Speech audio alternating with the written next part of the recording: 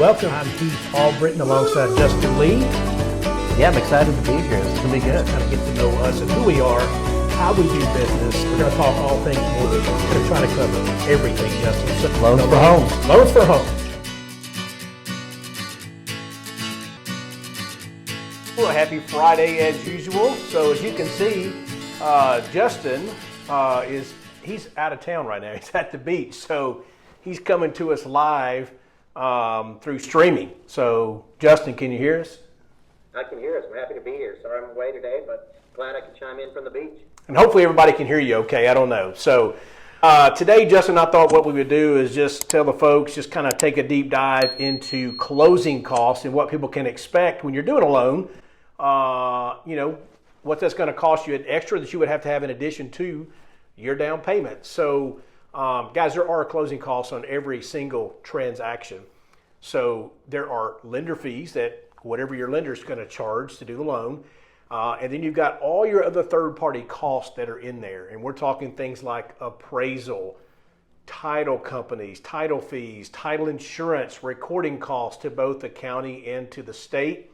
And then also whether or not you're establishing an escrow account for taxes and insurance. Now, that's the taxes or the insurance and prepaid items aren't necessarily cost. That's money, setting aside for your taxes and insurance, but it's something you need to be aware of and have to consider.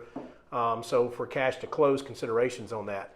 And typically what I usually tell everybody is to factor in about 2.5% to 3% for everything on top of what you're bringing. So that's, 2.5% to 3% of the closing, of the sales price for closing costs, prepaids, escrows, and everything. Okay. So in addition to your down payment.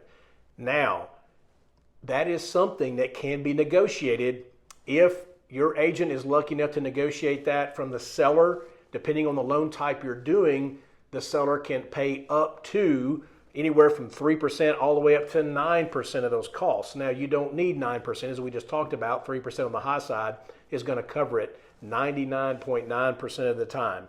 But the more you're putting down, the more the seller can pay. So if you're able to negotiate more, we can always buy down the rate and find a way to use that for you. Exactly. So, but if they're not going to pay anything, we just want you to be aware of what to look for. Now, there are companies out there that will advertise no closing cost. Well, we know again that if it sounds too good to be true, it normally is. They may be referring to their portion of the cost, right? But they're not considering all the third-party costs that are going to take effect into the situation. Nobody's going to absorb third-party costs by any means. If they're saying no closing costs, they may be saying no out-of-pocket costs. In other words, you're financing those in. Now, you technically cannot finance closing costs into a transaction. So basically, let's say you're putting 5% down. Well, there's no room to do that, so you're going to bring that in addition. But let's say you're putting down 92%, okay? Or you're back up. You're at 92% loan to value. You're putting down 8%. Well, what we can do in that regards is say, okay, let's do 5% down, right? And then finance the difference in to get you to a 95% loan to value. So that's one way you're technically financing it into the transaction, is we'll take some of the costs you were going to pay towards down payment and just allocate some of that towards the closing cost. Justin, you have anything to add to that? No, I don't think so. I think you pretty much covered there. Yeah. Now, guys, on a traditional purchase transaction, right, that's where you are going to bring those closing costs 9 times out of 10 out of pocket, whereas on a refinance, they are financed back into the transaction.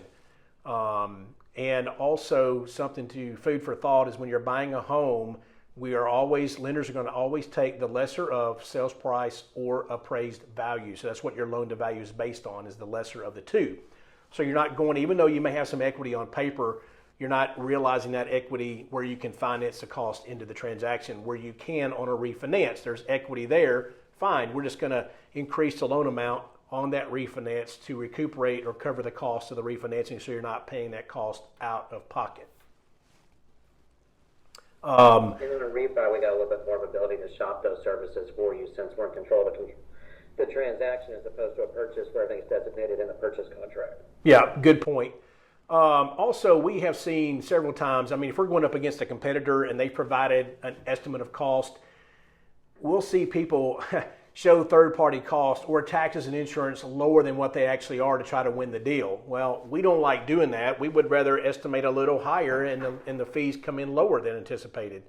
So always be cognizant of that. None of us can control the third-party costs. So when you're looking at one lender to the other, look at the lender portion of those fees, normally in the 800 column of an estimate. Those are things that the lender are charging. Everything else is going to apply no matter where you go, right, or do your loan with. Those third-party costs are still going to take effect, and they're going to be what they are, right? Your insurance is going to be whatever it's going to be. We know what the real estate taxes are going to be. So just keep that in mind when you're out there shopping for loans. And be careful when you're shopping for loans. You know, some people throw a lender credit on there, but they're actually charging you a point and just giving it back to you to make you feel good. So just because you see a lender credit on there doesn't mean that somebody's actually covering your closing cost. Yeah, and good point there, Justin. And something to consider too, guys, is that points are added to the closing costs. And we've talked before about what points are. It can be anywhere from 1/8 of a point to a full point to 2 points, whatever that may be. So that becomes part of your closing costs. So if you're paying 1 point, that's 1% of your loan amount.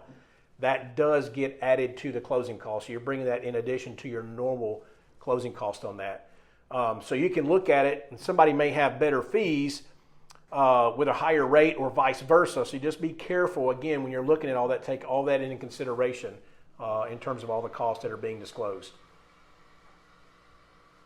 Justin, anything to add on that? No, I can't think of anything. I think you touched it all. Yeah, so closing costs can be misleading. Again, it's something that you need to take into consideration because some people they'll think, okay, I'm putting down $15,000. Well, they're expecting to only bring $15,000 to closing.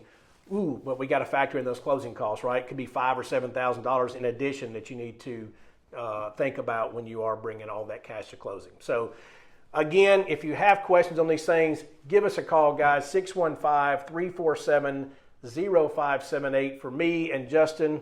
Your digits. 865-406-8486 for me.